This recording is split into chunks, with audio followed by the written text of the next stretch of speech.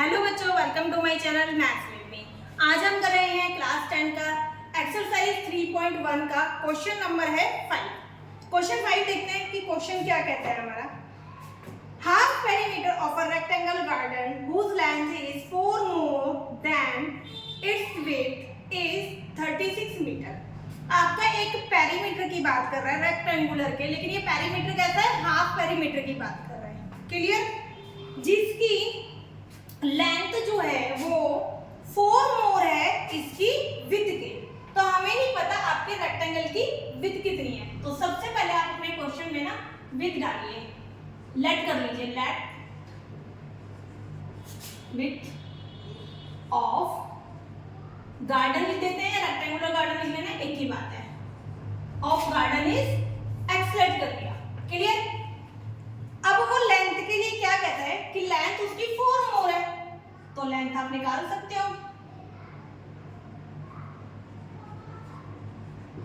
Length of garden कितनी है, 4 मोर, यानी कि x प्लस 4।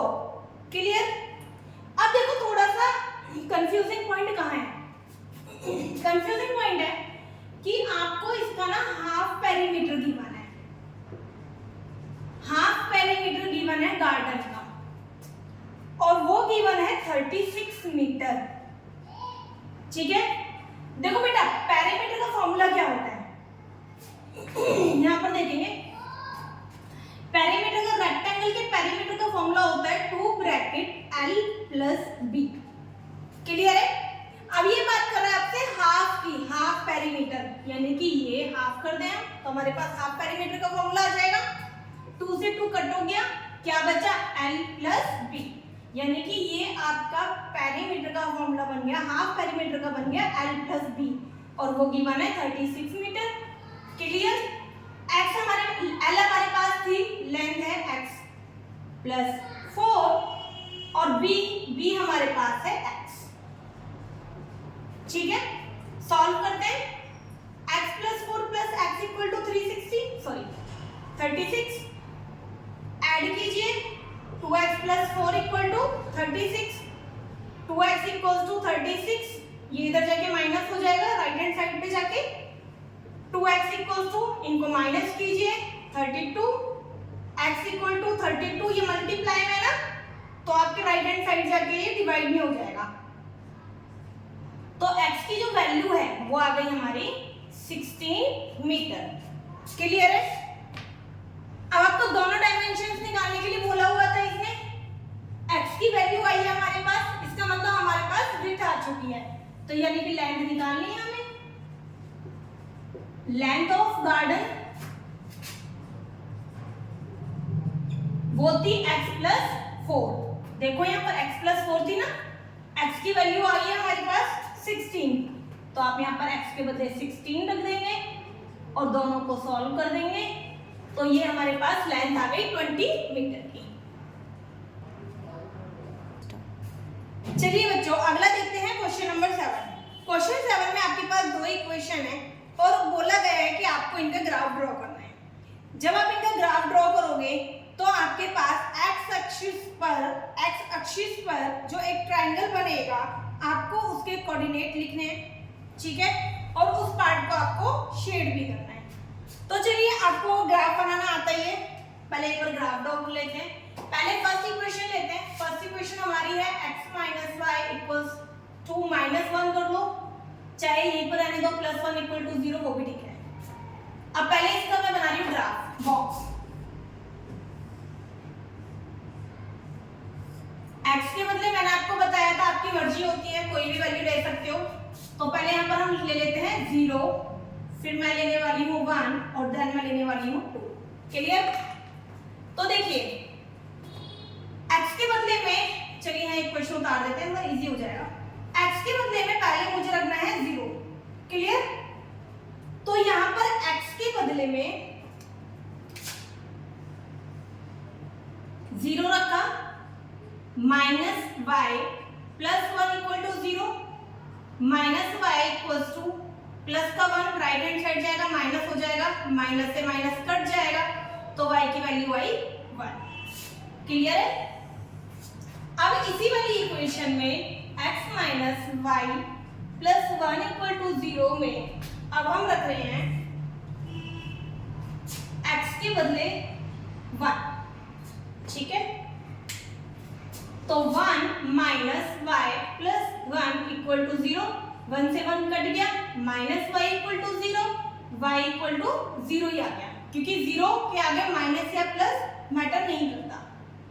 सेकंड देखिए, थर्ड हम रख रहे हैं x minus y, same equation है, प्लस 1 इक्वल टू 0, और अब हम यहाँ पर वैल्यू रखेंगे x की, x इक्वल टू 2, ठीक है। तो x के बदले में 2 रखा, माइनस का y प्लस 1 इक्वल टू 0, 2 और 1 हो गया 3, minus y equal to 0, minus y equal to 3 उधर जाएगा, राइट हैंड साइड माइनस हो जाएगा, माइनस से माइनस कट गया, y इक्वल टू 3। क्लियर है? अब इसी तरीके से सेकंड वाली ले लेते हैं, सेकंड इक्वेशन उतारते हैं। 3x plus 2y minus 12 equal to 0। अब इसका बॉक्स बना लेते हैं, इसका बॉक्स मैं यहाँ पर बना रही हूँ, ठीक है। x और y यहाँ में ऐसे रैंडम नंबर लेते हैं, तो 2 4 6 ले लेते हैं, ठीक है। अब इस इक्वेशन को नोट करेंगे, यहाँ पर अब हम x के बदले में पुट कर रहे हैं पहले 2, ठीक है। तो ये आपके क्वेश्चन का पार्ट नहीं है, कंफ्यूज मत होना, यहाँ पर हम इसको पुट कर रहे हैं। हमने सिर्फ ये बताया है कि x के बदले में क्या रख रहे हैं, 2 रख रहे हैं। तो चलो लिखना शुरू करेंगे। 3 multiply 2 plus 2y minus 12 equals to 0, multiply करेंगे 6 2y माइनस 12 इक्वल टू 0। 12 में से 6 को माइनस करेंगे तो माइनस का 6 आएगा। बड़े नंबर के आगे का साइन आता है ना, प्लस माइनस माइनस, बड़े नंबर के आगे का साइन। 2y इक्वल टू, ये माइनस का 6 राइट हैंड साइड जाएगा, पॉजिटिव 6 हो जाएगा, डिवाइडेड बाय आ जाएगा, मल्टीप्लाई का नंबर राइट हैंड साइड आके डिवाइड हो जाता है, तो y की वैल्यू आ गई हमारी 3। क्लियर है? फिर से इस इक्वेशन को नोट करने वाले हैं। अब यहाँ पर हम x के बदले रखने वाले हैं 4, x इक्वल टू 4, ठीक है। तो देखो ध्यान से 3 ऐसे नोट कर दिया, इनके बीच में कोई साइन नहीं होता, मल्टीप्लाई मारते हैं। x के बदले में आ गया 4 plus 2y minus 12 equal to 0, multiply करिए, 4 3 सा 12, 2y माइनस 12 इक्वल टू 0, ठीक है। अभी तो देखो ये माइनस का है, ये प्लस का है, ये कट गया, ठीक है।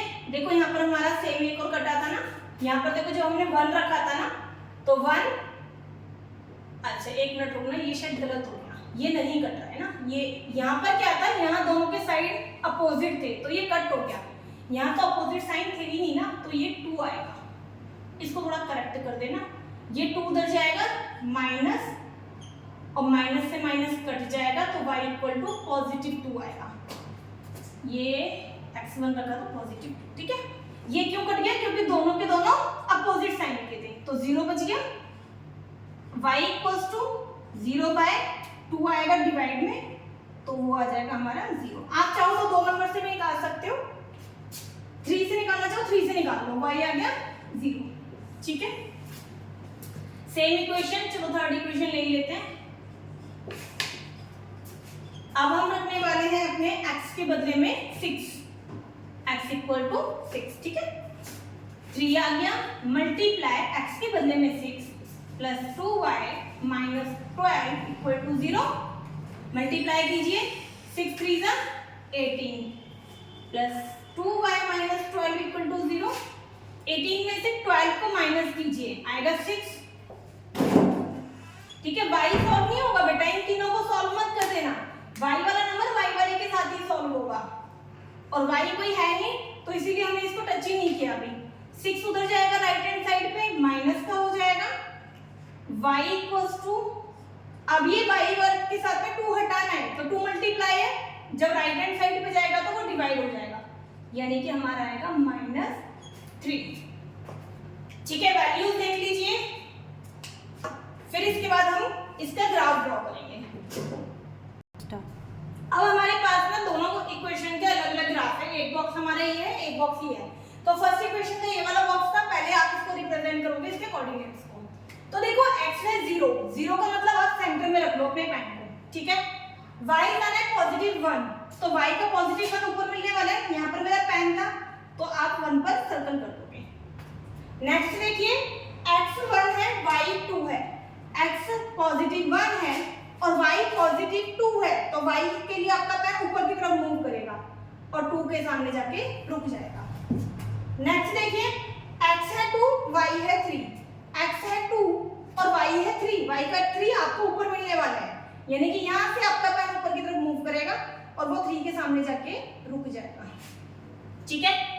फिर आप इनको ज्वाइन करते हुए तीनों सर्कल, तीनों लाइन को, तीनों पॉइंट्स को ज्वाइन करते हुए लाइन ड्रॉ करते हैं, ठीक है। नेक्स्ट देखते हैं, दूसरा वाला ग्राफ ड्रॉ करते हैं। x का 2 है, y का 3 है।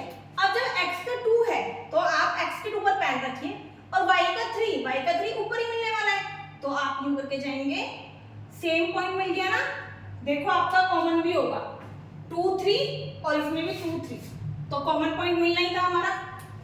x4 रखिए, y 0 यानी कि y आपको देखना ही नहीं है, क्लियर है। x है 6, x हमारा है 6, मैंने 5 तक ड्रॉ करा था, 6 ले लिया। y का -3, अब 6 पर पेन रखिए, y का -3 मिलेगा नीचे की तरफ, तो आपका पेन नीचे की तरफ जाएगा और -3 के पास आकर के वो रुक जाएगा, ठीक है। अब क्योंकि बेटा मेरे पास ना प्रॉपर स्केल नहीं है, तो हो सकता है मेरी लाइनें थोड़ा सा ना ऊपर नीचे हो, आप इसको अपनी कॉपी में जब ड्रॉ करोगे ना तो आपको एक्यूरेट मिल जाएगा, क्लियर है।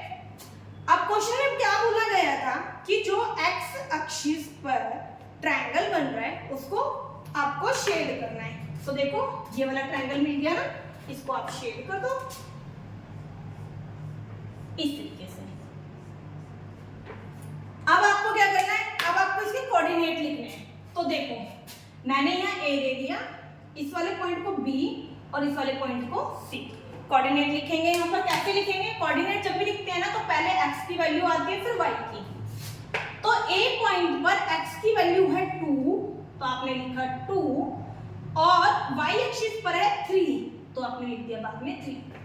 हमेशा पहले x की वैल्यू लिखना देन y की वैल्यू लिखना, क्लियर है। नेक्स्ट चले b पॉइंट के कोऑर्डिनेट लिखें इस वाले के, बताइए। अब पहले हम लिखेंगे x का, x की वैल्यू कितनी है, ये हमारी x लाइन है, x लाइन को हमारी ग्राफ वाली लाइन -1 पर कट कर रही है, तो x की वैल्यू है -1। तो y कितना है, y तो है ही नहीं क्योंकि लाइन के ऊपर ड्रॉ हो रही है, तो y हो गया 0। अब आ जाइए c के कोऑर्डिनेट लिखेंगे। तो देखो c के कोऑर्डिनेट में पहले x का कोऑर्डिनेट लिखना है, तो x वाली लाइन पर हमारी ग्राफ वाली लाइन 4 पर कट करनी है, तो x आ गया 4, क्योंकि ये लाइन पर है, x अक्ष पर y जो होता है वो 0 होता है, तो y की वैल्यू हो गई 0। तो आपने देखा बेटा इस तरीके से हमने इस क्वेश्चन को कंप्लीट किया और इसी के साथ में हमारी 3.1 एक्सरसाइज कंप्लीट होती है। अगर अभी भी आपको पूरी एक्सरसाइज में किसी भी क्वेश्चन में डाउट लगता है तो प्लीज आप मुझे कमेंट कीजिए, मैं आपका जो डाउट होगा, जो भी प्रॉब्लम होगी उसे कमेंट में देने की कोशिश करूंगी। Thank you.